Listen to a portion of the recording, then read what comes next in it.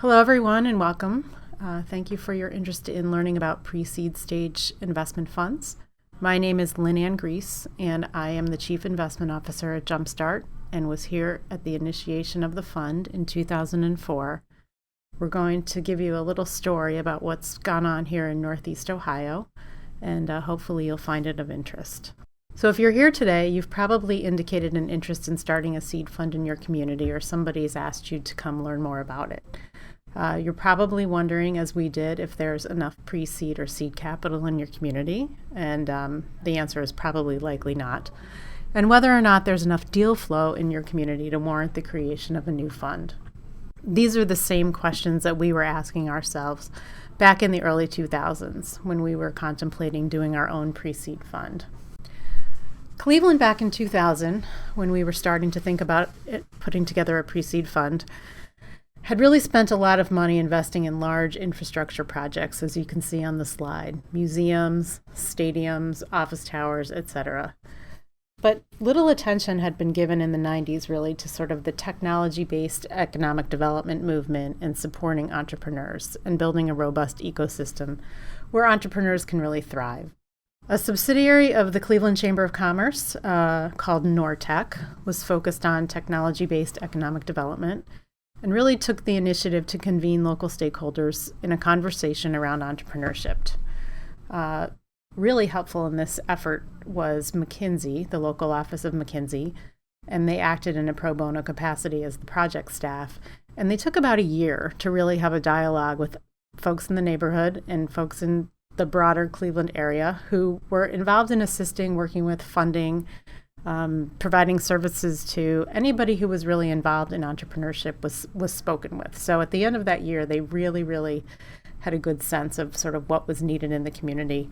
And it's really important, I think, to stress that in any dialogue like this, that local entrepreneurs really have to be part of the conversation, and in this particular case, that they were.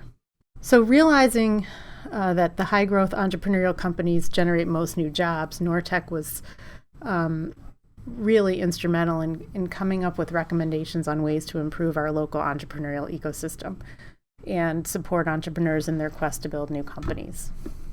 There were several recommendations that McKinsey came up with in the final report, one of which I recall is to have an effort to bring star researchers to local universities so they could bring all that associated grant funding with them and create new ideas, which would then spawn new companies, things like that. But one of the key recommendations was to create a dedicated pre-seed fund. And this recommendation really came about after McKinsey looked around the country really for models of how to foster entrepreneurship and really highlighted upon one 2 hours down the road in Pittsburgh called Innovation Works. So always wanted to give credit where credit is due. Innovation Works started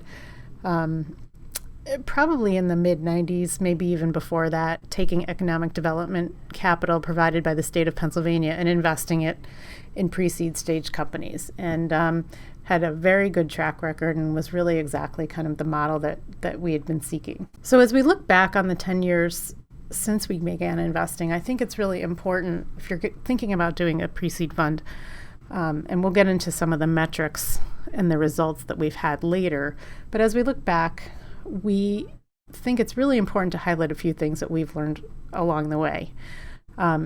This would not have occurred had there not been that year-long community buy-in. By the time that the recommendations were made by McKinsey, anyone and everybody who needed to be spoken with was spoken with, and everybody was generally behind the suggestions that were made. So you really need to have everyone agree that it's the right move at the right time. Basically, because seed stage investing, to achieve any results, takes a lot of patience. When we formed Jumpstart in the early 2000s, we thought for sure that we would be able to invest, grow, and exit companies in a 5 to 7 to 8 year time frame.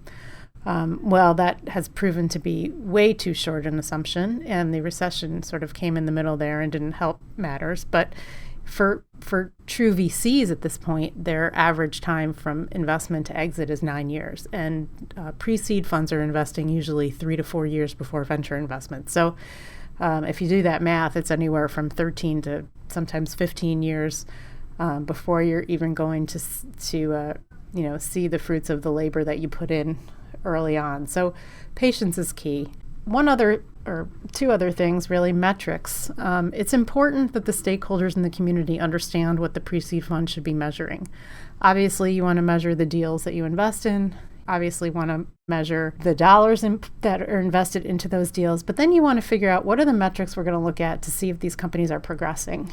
And in Northeast Ohio, we decided to focus on follow-on funding and not jobs and not exits, because we knew both of those things would take a very long time to come about. So we wanted to see, are the companies progressing?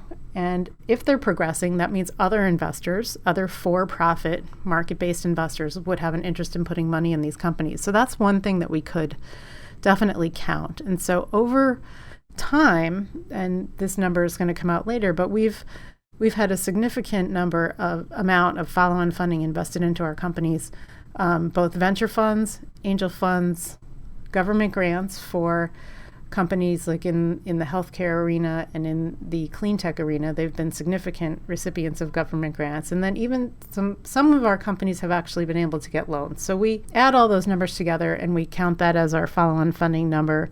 And it's been close to 400 or a little over 400 million has been raised by our companies over the time period. So on 30 million invested, 400 raised, not a bad return.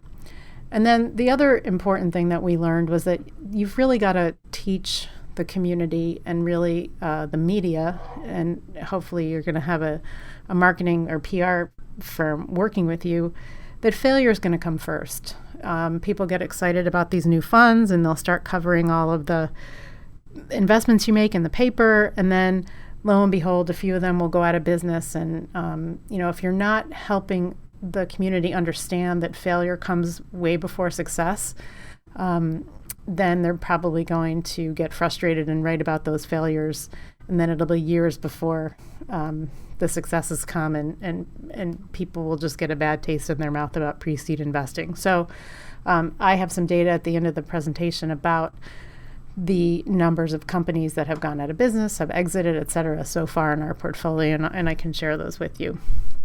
Back to our creation, Jumpstart was really fortunate enough that the state of Ohio had a program that we could apply to get money for investing and also money to provide operations / personnel, if you will, to our efforts. So for every dollar that we applied for from the state, we had to match it with money from other sources. Foundations and corporate philanthropy happen to be the best sources here in the region. Cleveland's a very, very philanthropic town, very robust foundation community, and the foundations are very active in trying to spur economic development. So they were very happy to match the state money. So we were able to get off the ground with that source of capital. In other communities, corporate foundations might be a better source than philanthropy, and hopefully at the state level there's some support for economic development. It's just a matter of finding the bucket where that money resides and trying to get them to focus on creating this kind of model instead of maybe some other things they're doing. So this is a bit of an eye chart, but I wanted to show it to you because it's the rubric that the state of Ohio has been using for at least 10 years now to really talk about company progression and company growth. The red shaded area is really where the Jumpstart Pre-Seed Fund has focused.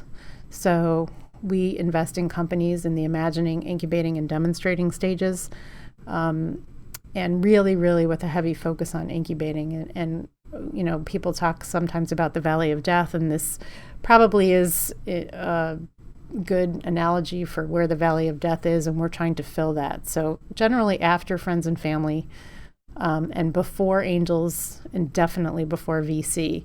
So we try to be friendly, patient capital that fills a gap, that helps a company get to a place where a for-profit market-based funder would be interested in investing in it. One important part of our model that I really like to highlight is it's not only about the money. If we could give entrepreneurs money and just tell them to go off and be successful, we'd have found, the magic bullet. But what we do is taken a page from InnovationWorks, and we've provided not only investment dollars, but we've also provided entrepreneurs and residents who are on our payroll and who work directly with the portfolio companies. In Northeast Ohio, 95% of the entrepreneurs who've applied to us and who we fund are first-time entrepreneurs, so they just don't know what they don't know. And the folks on our staff, we've been able to hire some great folks who are entrepreneurs, who've been there, sold companies, maybe sold 1 or 2 companies, raised capital, have the scars of entrepreneurship on their back. And so they come and they reside with us for 2 years while they're kind of finding a new project to work on. And in that time, they can kind of see what's going on in the region.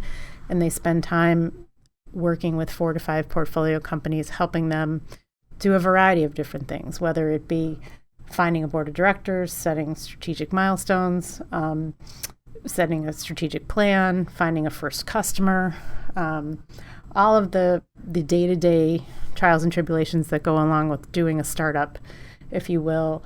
Most of these folks need guidance on, and we provide people to do that. So I guess what I like to reiterate here is really where pre-seed funds need to be is really on the high level of risk.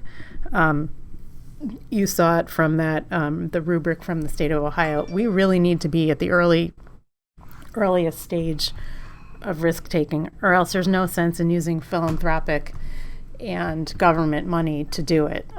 We want to fill gaps, and we want to get companies over that valley of death. At Jumpstart, we refined our process over the past 10 years. We have a funnel. We take in applicants through the website. We generally speak to everyone who applies to us, tell them why they are or are not a fit. And then we've developed an organized process. We used to do it 2 times a year, and we evolved it to doing it just every month, where we reviewed summaries, and we'd invite folks to come in and pitch to us. We'd help them prepare their pitch. We sometimes had to work with them for a few months before they were even ready to apply. And once they pitched to us, we had a scoring system, and if they passed a certain score, then they would move into the formal due diligence process. If they didn't move into the diligence process, there was a pretty sophisticated system to tell them exactly kind of where they fell short, and hopefully to help them improve for the next time around. So we like to say we're a benevolent investor. We like to be transparent about the challenges we see, basically in order to kind of help these folks get prepped for the kind of real VC world that they will eventually find themselves in if they need to raise more money. So referring back to our cohort of VIRs, each one works with about 4 to 5 companies. We've had great luck here. Once we created the job description and hung that out on the web, we found that these fabulous entrepreneurs who we had no idea were in Northeast Ohio were here and were looking exactly for this kind of an opportunity. They'd sold something, or they'd tried to start up and it didn't work out, and they were looking for their next startup, and they really needed a place to kind of hang their hat in the interim period. So they love it. They work with entrepreneurs, and we generally ask them to make a commitment for a 1.5 or 2 years. Some have found another thing and moved on, and after that time period, and some are still here because they just love the variety of entrepreneurs that they get to work with. So on to our results. I think it's really helpful to just put it in perspective so you can think about your community vis-a-vis our community, to share with you some of the data and the actual numbers of what we've seen. Keep in mind that the Northeast Ohio region is 21 counties, and it has 4.5 million people in those 21 counties. So from that population level, on average, Jumpstart has seen 350 different unique companies or entrepreneurs apply to us per year for funding. After weeding out the ones that weren't a fit or weren't ready or what have you, the ones that we've kind of done some significant diligence on, meeting people here, spent time doing some market research and understanding the space and talking, to potential customers, et cetera, was around 56. We invited 33 of those folks to actually make presentations to us, and then of those 33, on average, 8 would receive an investment every year. So the Jumpstart portfolio, in terms of number of investments, like I said, we've made 77 investments, And folks like us to track how many have been minority or women-led, and that number is 16, representing 21% of our entire portfolio. And you can see here from this chart how many we've closed in each of our fiscal years. And our fiscal year actually ends in June. So the first year ended in June 2005, and we had started investing in 2004. This slide shows the actual dollars that we've invested over the years, and it totals almost $30 million. And the follow-on funding metric that I was talking about, those companies have gone on to raise, those 77 companies have gone on to raise over $400 million in follow-on funding, and the averages are just how much per year. So people often ask us, what's your hit rate? What's your success rate? How is the portfolio doing?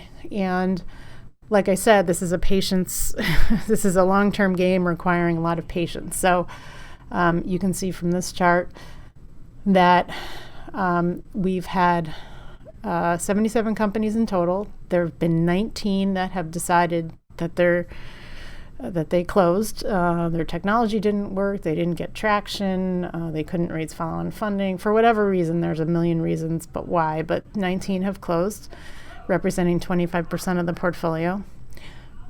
We've had 10 exits, so we've received some capital back from 10 companies that we've invested in. And keeping in mind our average investment is about $350,000 to $400,000 we've returned. They've mostly been positive returns on investment. We haven't had any huge successes yet, but we've not had anybody really return less than we put in.